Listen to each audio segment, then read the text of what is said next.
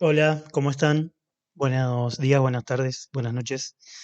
Vamos a continuar con las dimensiones institucionales y que habíamos empezado a trabajar en la clase anterior. Vimos una introducción a ese tema, a ese contenido, y lo que vamos a hacer en esta clase es continuar profundizando en estas dimensiones que nos tienen que ayudar para comprender cómo funcionan las instituciones y cómo podemos analizarlas, ¿sí? Recuerden que siempre hacemos mención a herramientas conceptuales para ayudarnos a entender a las instituciones en general y a las educativas en particular. Bien, vamos a comenzar. Vamos a hacer distintas partes de esta clase para que no sea tan extenso. La primera parte la vamos a dedicar a lo que es la dimensión organizacional, ¿sí? La primera de las dimensiones. Y en este sentido, las autoras de Cara y Seca van a, van a puntualizar acerca del equipo de conducción, los roles y funciones del equipo de conducción y, digamos, van a también hablar de cuáles son las funciones del directivo y del vicedirectivo. Cuando hablo de directivo o vicedirectivo, puede ser director, directora, vice o rector, vicerrector. Digamos, eh, no hay diferencia en eso, sino que lo que nosotros tenemos que pensar es en el equipo de conducción, ¿sí? Ya sea de una escuela de nivel inicial, primario, secundario, superior, eso es indistinto.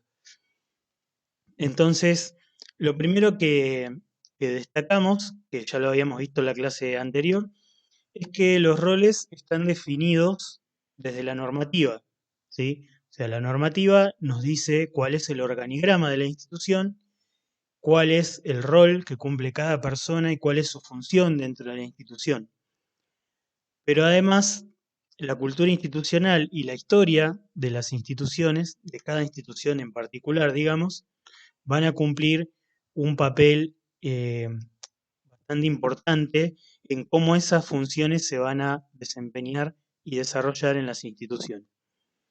Entonces, eh, la, la tarea del director y el vicedirector es la de conformar esta unidad funcional, como lo definen las autoras, y para ello, para poder ser una unidad funcional, es decir, un equipo que, digamos, que funcione, que cumpla con lo que tiene que cumplir, es decir, un equipo óptimo, podríamos decir, debe tener clara la diferenciación de tareas y cuál es la función en cada caso, o sea, qué va a ser el director, qué va a ser el vice, y por eso también cuál es la responsabilidad que le toca a cada uno, ¿sí? Entonces es muy importante para un equipo de conducción tener en claro cuál es la responsabilidad de cada uno. Generalmente el director,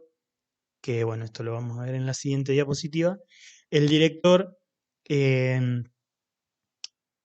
cumple la función más que nada de encargarse de la dimensión administrativa y organizativa, ¿sí? Y el vice se encarga más de la dimensión pedagógico-didáctica. Eh, Seguramente esto lo han escuchado, que el director se encarga más en realidad se encarga de todo, pero el director se encarga más de gestionar eh, lo que va sucediendo día a día, se encarga más de los papeles, ¿sí? Y el vice se encarga más de la supervisión pedagógica de los docentes, es decir, de corregir las planificaciones, hacer sugerencias y ese tipo de cosas, ir a las aulas a visitar. Si bien eso no está bien definido en ningún lado, se hace, se hace así, ¿sí? Eh, y nunca queda claro quién se encarga de la dimensión comunitaria, es decir, quién se va a encargar de relacionarse con las instituciones de la comunidad. En realidad, si tenemos que hablar de un equipo de conducción, por supuesto siempre es importante que cada uno tenga funciones determinadas. El equipo de conducción como unidad funcional deberían de poder encargarse de todas las dimensiones. El director se constituye como un coordinador general de todas las áreas de la institución, ¿sí? O sea, no es que tiene una tarea solamente, sino que su tarea es la de supervisar todas las áreas. Eh, no, no sería lo adecuado que priorice una sobre otra, ¿sí? No se puede priorizar lo administrativo por sobre lo pedagógico, por ejemplo, y eso hace a veces que la cultura institucional también cambie, ¿sí? Em, y como decíamos recién, digamos, el director y el vice tienen que tener las tareas bien definidas para que no haya confusiones y que eh, se puedan trabajar de forma articulada, ¿sí? Y para el director, en este caso, es fundamental que tenga claro cómo delegar las tareas. O sea, es una función del directivo y del equipo directivo en realidad la capacidad de la delegación de tareas, que eso lo vamos a ver en un par de diapositivas más adelante. Si ustedes ven el texto de cara y seca, van a ver que hay como unas ciertas categorías de funciones del equipo de conducción, de los directivos. Esto a las autoras les gusta mucho, ¿no? Tomar como categorías de otros autores para explicar las funciones de los directivos, que son estas 15, ¿sí? El vocero, el influyente, el encargado de políticas, el enlace, el animador pedagógico, el evaluador, el negociador, el organizador de la vida estudiantil, el símbolo, el integrador, el agente de cambio, el distribuidor de recursos, el gestionario del personal, el promotor, el enseñante.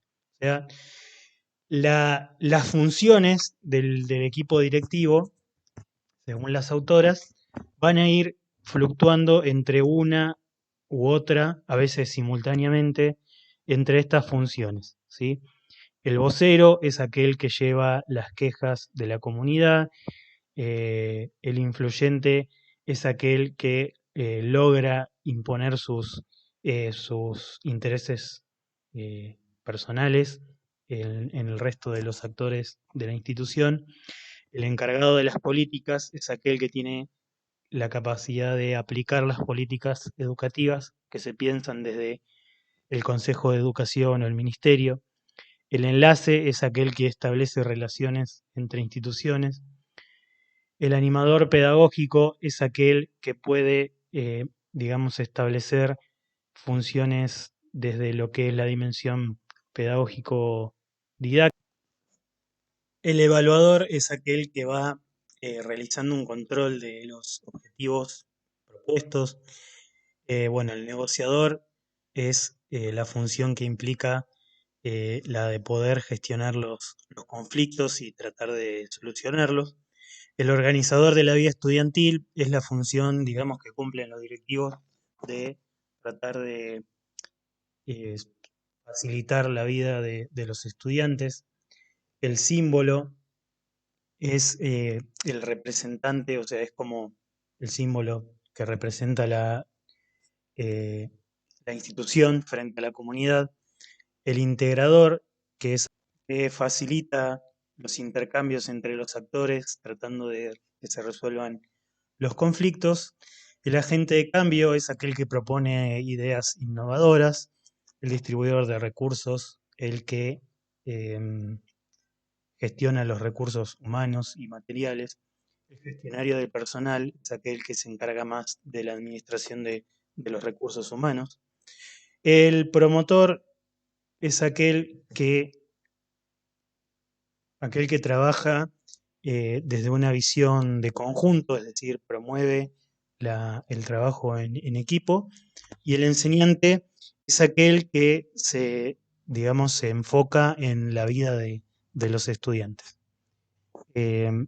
Entonces, en este sentido, ¿cuál es la idea de esto? Para mí, digamos, porque está bueno que lo tengan en cuenta, porque el equipo directivo puede fluctuar entre estas funciones y a veces podemos notar que le dan más prioridad a un tipo de decisión que otra. Entonces, tal vez estas herramientas conceptuales nos sirven un poco para entender eh, y poder definir cuando un directivo toma una decisión, eh, desde qué lugar lo hace y por qué. Y justamente hablando de toma de decisiones, podemos dar cuenta de que, eh, según las autoras, hay tres tipos de decisiones, que son las estratégicas, que tienen que ver más con la planificación de las decisiones que van a influir en la vida institucional, las de aquellas que son de que tienen que ver con la estructura general de la institución, es decir, la gestión en sí de la institución se hace a partir de la toma de decisión de este tipo de estrategias, y las operacionales, que son aquellas que se toman en el día a día, en lo cotidiano, para bueno, ir resolviendo los problemas y situaciones que van surgiendo en el día a día. Cuando hablamos de toma de decisiones, tenemos que tener en cuenta que es una función compleja del equipo directivo, porque eh, cuando nosotros no, yo en mi caso no soy equipo directivo, pero cualquier persona que toma una decisión eh, tiene que entender que esa decisión va a tener consecuencias, ¿sí? Y que está atravesada, en el caso del equipo directivo, por todo lo que implica la complejidad institucional. Vamos a decidir sobre la vida de otras personas, ¿sí? O sea, vamos a tomar una decisión que va a influir en la vida de otras personas, y por eso eh, tenemos que tener en cuenta que no todas las decisiones que tomamos tienen la misma prioridad, y por eso las autoras toman el concepto de racionalidad limitada para comprender que justamente las decisiones eh, van a estar limitadas por el entorno, por el resto, ¿sí? O sea, yo no puedo tomar una decisión a la ligera y yo digo, bueno, quiero que esta escuela tenga eh, una cancha de fútbol con una tribuna para que venga la familia a ver. Bueno, no, yo no puedo como directivo tomar esa decisión porque me limita la realidad, me limita el entorno. Y lo mismo cuando toman decisiones con respecto a el personal docente o los alumnos, eh, esa decisión que yo tomo va a estar limitada por el resto, por las otras personas. Entonces, si yo digo, por ejemplo, este es un ejemplo un poco extremo, pero si digo, bueno, este alumno tiene que repetir, cosa que no sucede en la realidad porque no tiene sentido, pero es para dar un ejemplo nada más. Yo digo, un alumno, yo como directivo digo, este alumno tiene que repetir y mi decisión es que repita, ¿no? Ahí estoy decidiendo sin tener en cuenta la realidad del alumno, estoy decidiendo sin tener en cuenta lo que dice el docente, lo que plantea, el seguimiento que hizo de ese alumno. No estoy teniendo en cuenta el impacto que va a tener en el alumno, en la familia, ¿sí? Esta decisión. Por eso es una racionalidad limitada. O sea, las decisiones que se toman están limitadas por el entorno. Otra de las funciones del equipo directivo es la de delegar tareas, ¿sí? Y cuando hablamos de delegar tareas, estamos hablando de delegar autoridad. Por eso es importante que la delegación de tareas también sea una acción consciente por parte del equipo directivo, y también la delegación de tareas implica saber a quién delegar, en qué momento delegar y qué tarea estamos delegando. O sea, no podemos delegar todo. El equipo directivo no puede delegar todo, ni tampoco puede delegar nada. Siempre tiene que haber una delegación de tareas porque justamente eso hace, primero, que para el directivo la función no sea una carga, pero tampoco es delegar toda la autoridad porque si no estaría incumpliendo con su función. Eh, entonces, la delegación de la tarea es una función importante del equipo directivo porque primero lo que hace es establecer un vínculo de confianza con el resto de su equipo de trabajo, con los docentes, con el resto del equipo directivo. Y por otro lado, lo que hace es convertir esta situación de delegación de tarea en una situación de aprendizaje. Entonces, las personas a las cuales se les delega la tarea van a aprender cómo trabajar en esa tarea que se les fue asignada. Bien. La siguiente función es la de la conducción de equipos de trabajo y en este sentido lo que por lo menos me interesa destacar es las capacidades que tiene que tener un, un directivo, el equipo de conducción, para conducir un equipo de trabajo, ¿sí? Entonces, el equipo directivo tiene que tener la capacidad de liderar el equipo de trabajo. Esto implica saber qué lugar ocupa en ese equipo de trabajo y poner los límites cuando sea necesario, resolver problemas, coordinar el equipo de trabajo, producir comunicaciones claras, el manejo de relaciones interpersonales y realizar el seguimiento de la tarea. Entonces, esto está un poco relacionado con la delegación de tareas.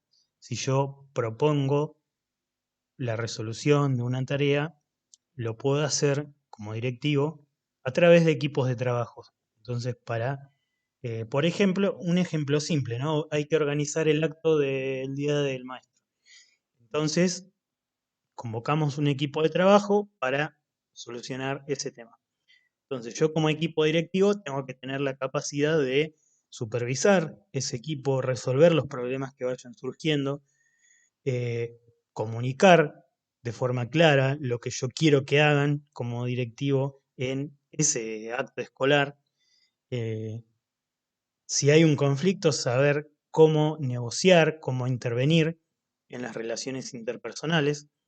Entonces, digamos, es bastante compleja la función del equipo directivo y por eso también está bueno pensarlo de esta forma para que podamos tener como cierta visión humana del director, de la directora o del vice, porque es una carga muy compleja la que tienen y a veces se pueden equivocar, obviamente, como todas las personas, eh, pero, digamos, la idea es pensarlos desde una visión humana, teniendo en cuenta que tienen toda esta carga detrás que estamos trabajando acá. La siguiente función es la de la conducción de la negociación, bueno, un poco lo que decía recién, y en este sentido hay dos formas de negociación según las autoras. Una es la competitiva, por supuesto, es aquel tipo de negociación más individualista que tiene que ver con intereses eh, personales, ¿sí? Y la capacidad del equipo de conducción en cuanto a la negociación es poder cambiar esa situación, estoy viendo que está mal escrita la palabra situación, transformar esa situación competitiva en un estilo más cooperativo donde todas las partes involucradas estén, digamos, salgan beneficiadas. ¿Sí? Por ejemplo, ante un conflicto, eh, poder dejar de lado la negociación competitiva y pasar a una cooperativa donde todos los involucrados en esa situación puedan salir beneficiados a través de esta negociación. Y finalmente la última función del directivo es del equipo directivo, es la de supervisar, y en este sentido es importante destacar que la supervisión se entiende como no como un seguimiento para controlar en el sentido negativo de la palabra, sino un control para la mejora, es decir, una supervisión para mejorar las prácticas institucionales en general. Es decir, supervisar la función del docente, si está planificando acorde a lo que establece el diseño curricular, si los BDs, los preceptores, están haciendo el trabajo que les corresponde, y cómo mejorar ese trabajo, ¿sí? Y en este sentido, lo que implica la función de supervisar es la de evaluar y asesorar. La supervisión no es ir y castigar, sino evaluar, ver qué es lo que se está haciendo bien, qué es lo que se hace mal, y asesorar y mejorar lo que sea necesario mejorar. Bien, hasta acá llegamos con la dimensión organizacional. Por supuesto, esto es simplemente una síntesis de esa parte del libro. Es importante que ustedes lean para poder ampliar lo que yo fui diciendo, y también para contrastar si lo que yo dije, digamos, es lo que ustedes entienden también. Así que los invito a que puedan leer este capítulo que habla sobre la dimensión organizacional para poder ampliar esta primera parte de la clase. Y ahora seguimos en otro video con la siguiente dimensión, que es la pedagógico-didáctica.